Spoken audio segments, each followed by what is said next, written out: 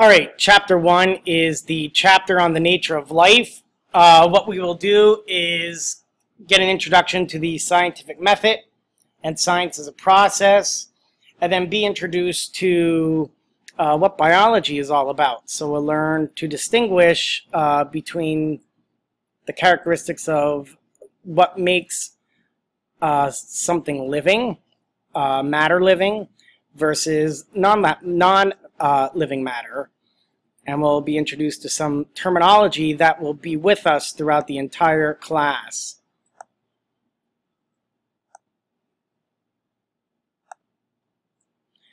So in your textbook, these are the assigned pages. Chapter 1, Section 1, pages 2 through 7.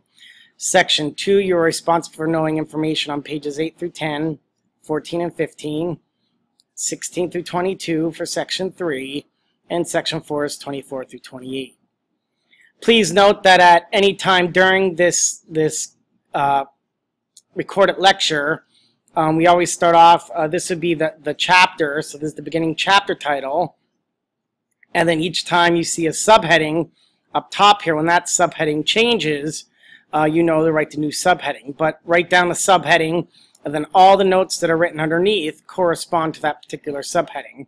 Now, of course, chapter reading assignment is not something that you would need to necessarily write down in your notebook, because it's just giving you a preview of what we are covering in the chapter.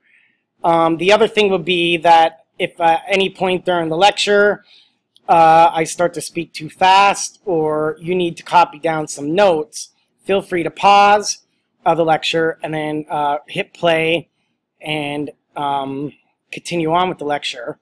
If I'm speaking and you are writing something down and you miss something, you could just simply scroll backwards and listen to it, that information that you missed during the lecture. So you have some capabilities here that you do not have when I am presenting to you in class. So please feel free to do those things.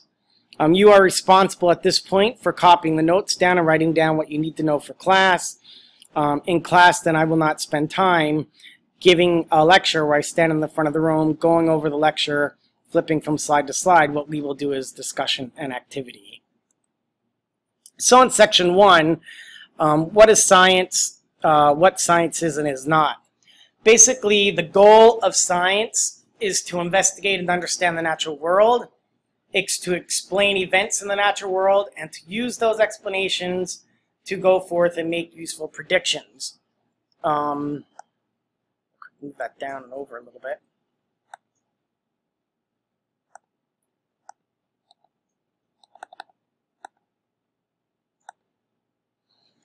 So science is a fascinating area because unlike history and math, which things do not change much in those content areas, science is ever changing. Basically, science is a body of knowledge. It's not just what we think or how we feel. It's things that we observe, are able to take measurements on, and from that we come up with facts. So it's factual information, or this body of knowledge that we use to help explain things in our world. Whether you're studying any of the natural sciences, whether it be physical science, which is chemistry and physics, earth and space science, oceanography, geology, meteorology, or whether it be in life science, such as biology. So science in general is that organized way of using evidence, that factual information, that observable and measurable data to learn about the natural world. So basically, thinking like a scientist, in order to think like a scientist, we need to develop some characteristics that scientists use. And I think basically in any process of doing science, science begins with that spark of curiosity because you have observed something. So you know that as children play, they're always curious about things. They're always asking questions. Why? What does this do? How does this work?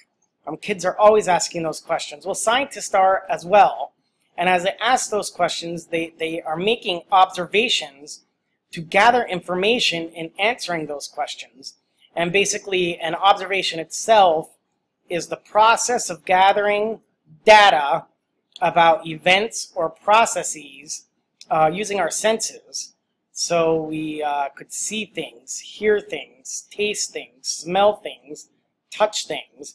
We can engage in this entire process. And all that, all those observable things become the data or that information that we are going to gather. So the data could be both measurable data or it could be descriptive.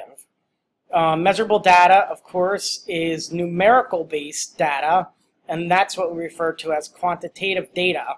Quantitative data are things, data that deals with numbers, so things we can measure, such as length, volume, mass, weight, counting, how many boys are there in the class, how many girls are there in the class. On the reverse end of that, we have qualitative data. Qualitative data is descriptive data. Qualitative data could be looking at color, shape, size, anything that would describe a specimen or an object, the smell of something. So it's non-numerical data. From the data, then, scientists are going to use that data to make inferences. And an inference is a logical interpretation based on prior knowledge and experience. And we will talk a little bit more about this in class. So an inference is using what we know to come up with those answers that would either support or refute, for say, our hypothesis in an experiment. And basically, when we look at data, whether it's observable or numerical, the greater the sample size, the more the inference is supported. The more our answers, or that body of knowledge to support the facts that we're trying to answer, it becomes better supported. It would kind of be like in the classroom. If you were to survey the students in the class and you ask someone, do you like the cafeteria food? And if you ask one person, that one person says no, then your sample size there based on one person does not really support the overall findings of the school. Because just asking one person whether or not they like the cafeteria food, that person says no, that does not mean that all students do not like the cafeteria food. So the greater the sample size, if you were to extend that to the class and poll each boy and each girl on whether or not they like the cafeteria food or not, you get a better,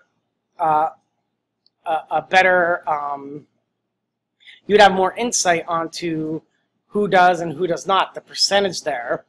And then you could even expand your sample size even further to survey the entire school. So the larger the sample size, the better supported your data to come up with those support or reject those hypotheses. So you could survey the entire school and say that, 60% of students in the school like the cafeteria food, 20% do not like the cafeteria food, and 20% have no preference. That's all for section 1.